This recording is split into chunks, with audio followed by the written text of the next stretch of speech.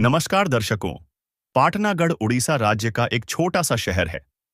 यहाँ 26 वर्षीय शेखर साहू एक इलेक्ट्रॉनिक कंपनी में बंगलौर में काम कर रहे थे। शेखर के पिता भूविज्ञान के प्रोफेसर हैं और उनकी माँ एक कॉलेज की प्रधानाचार्य हैं। उनकी बहन कजाकिस्तान नामक विदेशी देश में पढ़ाई कर रही थी और उनकी दादी भी उनके साथ रह रही थी। ऐसे ही उनका 5 लोगों का परिवार खुशी खुशी रह रहा था।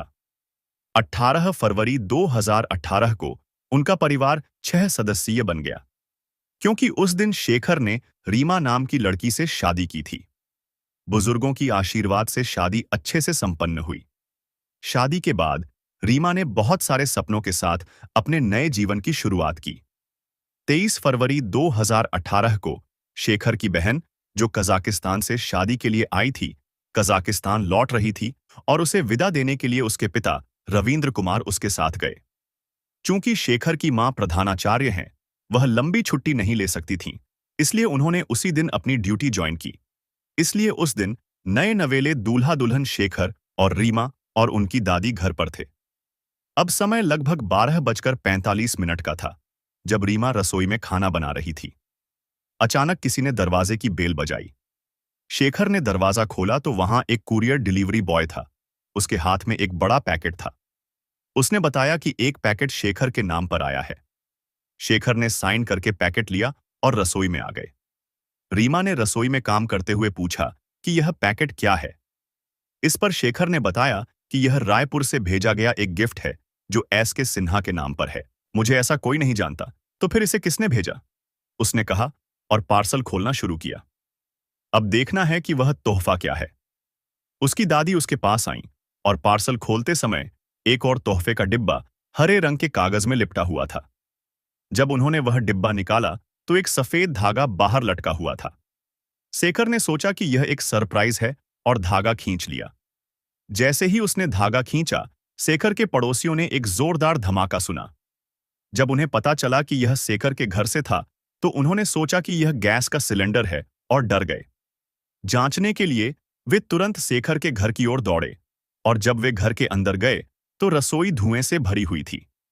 रसोई की दीवारें, छत और खिड़कियां टूट चुकी थीं और उन तबाह चीजों के बीच शेखर, उसकी पत्नी रीमा और उसकी दादी जलती हुई हालत में जीवन के लिए संघर्ष कर रहे थे। पड़ोसी तुरंत घबरा गए और सोचा कि गैस का विस्फोट हो गया है, इसलिए उन्होंने फायर सर्विस और एम्बुलेंस को बुलाया। पहले सभी ने सोचा कि यह सिलेंडर के धमाके की वजह से हुआ, लेकिन केवल उन 3 लोगों को पता था कि यह पार्सल में आया एक बम था। हाँ, पार्सल एक तोहफा बॉक्स नहीं, बल्कि एक गिफ्ट बम था। एक अजीब और चौंकाने वाले मामले के बारे में जो उस समय प्रसिद्ध हुआ था, जिससे आप आश्चर्यचकित हो जाएंगे कि ऐसा किसी मामले के लिए क्यों किया गया। हम आज के वीडियो में इसका खुलासा करेंगे। अब पुलिस और फायर सर्विस, जो अपराध स्थल पर आई थीं, ने तीनों को निकाला और पास के अस्पताल में भेजा। चूंकि शेखर और उसकी दादी बम के पास थे, उनका शरीर लगभग 90% जल चुका था और अत्यंत गंभीर स्थिति में था। चूंकि रीमा बम से थोड़ी दूर थी, उसका शरीर 40% जल चुका था। जब वे पास के अस्पताल पहुंचे तो डॉक्टरों ने कहा कि शेखर की दादी दुर्भाग्यवश मृत्यु हो गई और चूंकि उस अस्पताल में कोई सुविधाएं नहीं थीं, शेखर और रीमा को दूसरे अस्पताल में स्थानांतरित कर दिया गया। कुछ ही मिनटों में इलाज के दौरान शेखर की मृत्यु हो गई। इसमें रीमा की हालत स्थिर हो गई और वह तीनों में से बच गई। अब पुलिस जो घटनास्थल पर आई थी, अपनी प्रारंभिक जांच में उन्होंने पुष्टि की कि यह घटना गैस सिलेंडर के विस्फोट के कारण नहीं थी। उन्होंने बम स्क्वाड को घटनास्थल पर बुलाया और अगले ही पल जब बम स्क्वाड ने रसोई में प्रवेश किया, उन्होंने पुष्टि की कि यह बम विस्फोट था, क्योंकि उन्होंने रसोई से एक तीव्र बारूद की गंध महसूस की। अब पुलिस को पता हुई कि यह बम विस्फोट है, लेकिन उन्हें यह नहीं पता कि बम वहां कैसे और क्यों आया। 3 में से जो सच जानते थे, उनमें से 2 की मौत हो चुकी थी और रीमा भी बात करने की स्थिति में नहीं था। इसलिए पुलिस रीमा की हालत के बेहतर होने का इंतजार कर रही थी और 1 सप्ताह बाद, यानी 3 मार्च 2018 को रीमा की हालत सुधरने के बाद उसने सब कुछ बताया जो मैंने परिचय में कहा था। अब पुलिस को पता चला कि parcel sky king courier service से आया था, इसलिए वे वहां गए और उस व्यक्ति के विवरण की जांच की जिसने पार्सल भेजा था। जांच के दौरान उन्हें पता चला कि एक व्यक्ति नाम से एस के सिन्हा ने इसे रायपुर से भेजा था। लेकिन आगे की जांच में पता चला कि नाम और पता फर्जी थे और इसी में पुलिस ने अनजाने में गलती कर दी। मीडिया को इस केस की जानकारी देते समय उन्होंने पार्सल भेजने वाले का नाम एस के सिन्हा की जगह आर के शर्मा बता दिया। अब यह नाम मीडिया में फैल गया और पुलिस ने इस पर ध्यान नहीं दिया। जब उन्होंने स्काइकिंग कुरियर ब्रांच का सीसीटीवी फुटेज चेक करने की कोशिश की तो उस विशेष ब्रांच में कोई सीसीटीवी कैमरा नहीं था। अब पुलिस ने शेखर के दोस्तों और परिवार से जांच शुरू की। उन्होंने शेखर के माता-पिता से पूछा कि क्या उन्हें किसी पर शक है या किसी से समस्याएं हैं।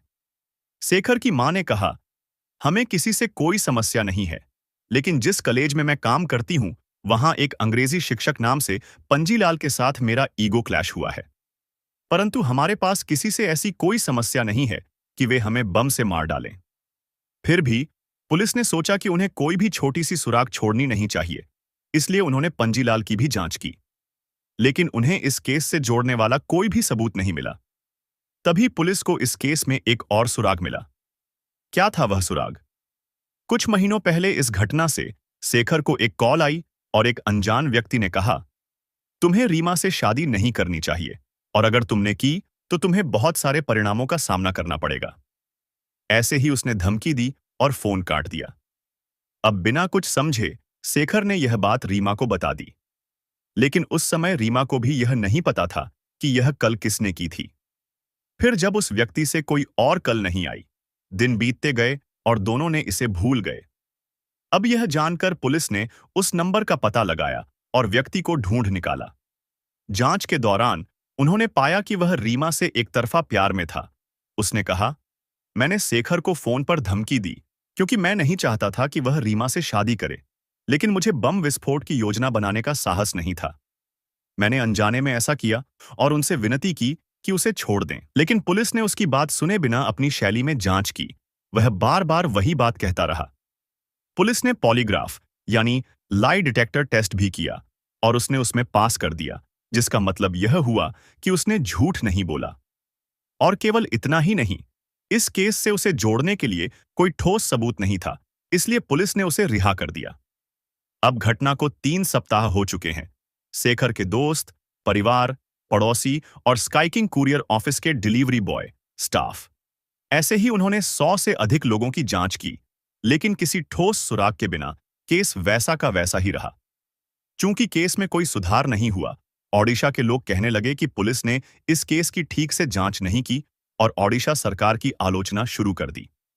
अब अपराधी को जल्दी पकड़ने के लिए ओडिशा सरकार ने केस को क्राइम ब्रांच को सौंप दिया।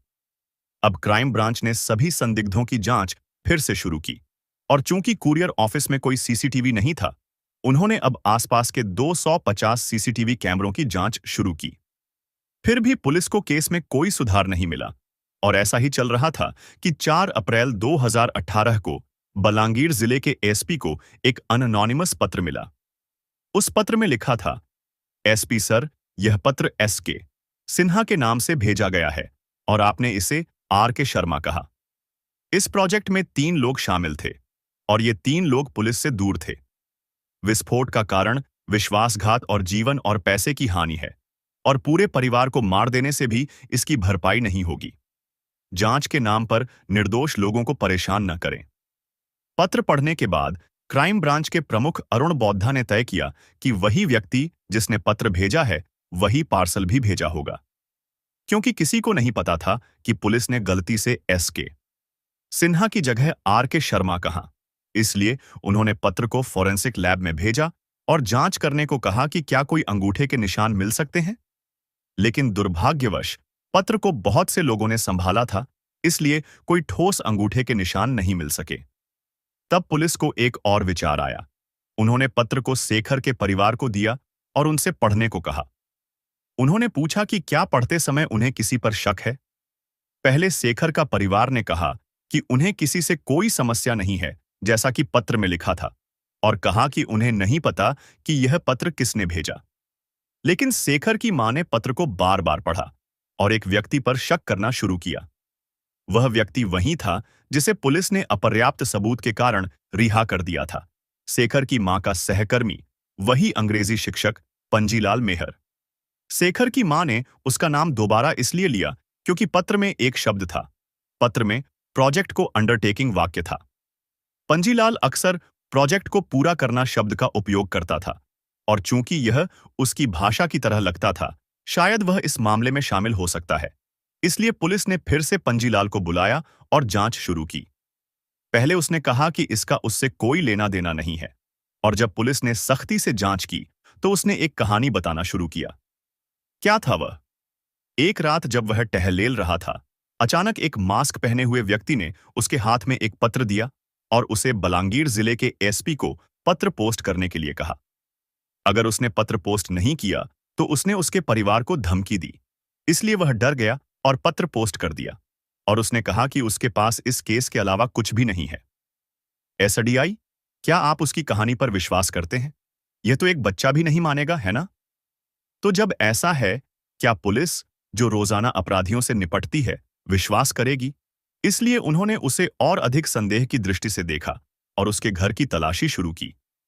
और जब उन्होंने उसके घर की पूरी तरह से तलाशी ली तो उन्होंने एक महत्वपूर्ण सबूत पाया जो अविश्वसनीय था। क्या था वह? शेखर को भेजे गए पार्सल बिल की एक डुप्लीकेट कॉपी मिली। अब तुरंत उसे थाने लाया गया और उनकी शैली में जांच की गई। उसने सब कुछ स्वीकार करना शुरू कर दिया। यह सुनकर पुलिस हैरान रह गई। उसने इसके लिए ऐसा प्लान बनाया था। जब आप इस वीडियो को देखना समाप्त करेंगे, आप भी वही महसूस करेंगे। और यही उसने स्वीकार किया। पंजीलाल, जो ज्योति विकास जूनियर कॉलेज में अंग्रेजी शिक्षक के रूप में काम कर रहा था, 2009 में उसे उस कॉलेज में प्रिंसिपल बनने का अवसर मिला। प्रिंसिपल बनने के बाद उसकी जिंदगी बेहतर हो गई। प्रिंसिपल बनने से पहले और बाद में उसे जो सम्मान मिला, साथ ही जो वेतन उसने पाया, उसे सब कुछ पसंद आया। जब ऐसा था, 2014 में शेखर की मां उस कॉलेज में इतिहास की शिक्षिका बन गईं। कुछ महीनों में छात्रों को उनकी शिक्षण शैली और प्रतिभा पसंद आने लगी, और उन्होंने कहा कि उनके अनुभव के कारण उन्हें कॉलेज की प्रिंसिपल होना चाहिए। अब जो वह अपने पद और पैसे को लेकर लालची था, उसे डर था कि सब कुछ चला जाएगा, और उसने शेखर की मां को कई तरीकों से परेशान करना शुरू कर दिया। लेकिन बिना ध्यान दिए शेखर की मां उसे संभाल रही थी। तब 25 जनवरी 2017 को ओडिशा के उच्च शिक्षा विभाग ने एक आधिकारिक पत्र भेजा कि वे शेखर की मां को प्रिंसिपल के रूप में पदोन्नत कर रहे हैं। तो उसी कॉलेज में जहां उसे प्रिंसिपल के रूप में सम्मान मिला था, उसी कॉलेज में वह फिर से अंग्रेजी शिक्षक बन गया, जिससे वह बहुत दुखी था। उसने शेखर की मां को भी नफरत की, सोचते हुए कि वही इसके लिए जिम्मेदार थी, और इस नफरत और लालच ने उसे एक जानवर बना दिया, इस हद तक कि उसने उसके पूरे परिवार को मारने की योजना बनाई। जब उसने हत्या के तरीके के बारे में सोचा तो उसने अपराध से संबंधित कई किताबें पढ़नी शुरू कीं और बॉलीवुड से लेकर हॉलीवुड तक की अपराध फिल्में देखीं। वास्तव में उसने इस अपराध से संबंधित शोध में 7 महीने बिताए और अंततः निर्णय लिया कि यही योजना सही होगी। और वह योजना थी उसके घर में एक बम का पार्सल भेजने की। अब सब कुछ तैयार करने के बाद वह पार्सल भेजने के सही समय का इंतजार कर रहा था, और ठीक उसी समय उसने शेखर की मां को शेखर की शादी का निमंत्रण पत्र दिया। तो वह समय आया जिसका उसने इंतजार किया था, और उसने पार्सल को शादी के उपहार के रूप में देने का स्केच बनाया। 5 फरवरी 2018 को उस सुबह, जैसे हर दिन, वह कॉलेज गया और कक्षा ली, और वहां सभी के सामने अपनी उपस्थिति दर्ज कराई। कक्षाओं के बाद वह जल्दी घर आया, जानते हुए कि फोन सिग्नल महत्वपूर्ण सबूत होगा। उसने फोन घर पर छोड़ दिया और पार्सल लेकर पास के रेलवे स्टेशन पर गया। उसने अपना वाहन वहां पार्क किया। रेलवे स्टेशन पर जब वह टिकट लेने के लिए काउंटर की ओर गया, क्योंकि वहां एक सीसीटीवी कैमरा था, बिना टिकट लिए उसने रायपुर की ट्रेन में चढ़ गया। जब ट्रेन रायपुर पहुंची, उसने अपने चेहरे को गमछे से ढक लिया और एक ऑटो रिक्शा किराए पर लिया। शाम 5:15 के आसपास वह डीटीडीसी कुरियर ऑफिस गया। कुरियर ऑफिस के पास पहुंचकर उसने पार्सल और पता ऑटो ड्राइवर को दिया और कहा कि वह पार्सल उस पते पर भेज दे। वह खुद ऑटो में ही रहा। जब ऑटो ड्राइवर अंदर गया और कहा कि वह एक पार्सल भेजना चाहता है, उन्होंने पूछा कि पार्सल में क्या है। जवाब न जानने के कारण ऑटो ड्राइवर ऑटो में वापस आया और कहा कि वे पूछ रहे हैं पार्सल में क्या है। अब वह गुस्से में आ गया और पार्सल लेकर जल्दी से वहां से चला गया। वह चलकर दूसरे ऑटो को किराए पर लिया और कहा कि उसे दूसरे कुरियर ऑफिस पर रुकना है। तब वह स्काईकिंग कुरियर ऑफिस में गया। उसने देखा कि वहां कोई सीसीटीवी नहीं था।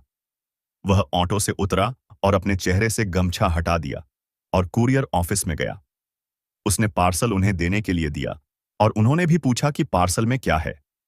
उसने कहा कि उसमें मिठाइयां भरी हुई हैं और उन्होंने इसे विश्वास कर लिया और इसे उसके फर्जी एस के सिन्हा नाम से बुक कर दिया और शेखर के ऑफिस में भेज दिया।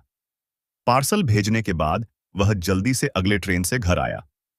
अगले दिन जैसे कुछ हुआ ही नहीं, वह कॉलेज जाने लगा और दूसरों को शक न हो, उसने शेखर की शादी में जाकर उन्हें 100 साल जीने की शुभकामनाएं दी। अब पार्सल 20 फरवरी को शेखर के घर पहुंचा, लेकिन उस दिन उनकी रिसेप्शन थी और कोई भी घर पर नहीं था, इसलिए पार्सल लौट आया गया। अब फिर 3 दिन बाद 23 फरवरी 2018 को पार्सल डिलीवर कर दिया गया और वही घटनाएं हुई जो हमने इंट्रो में देखी थीं। और इसके बाद उसने शेखर के अंतिम संस्कार में भी भाग लिया और एक अच्छे आदमी की तरह अभिनय किया और सबको धोखा दिया। इसी तरह उसने अपने अपराध का स्वीकार किया।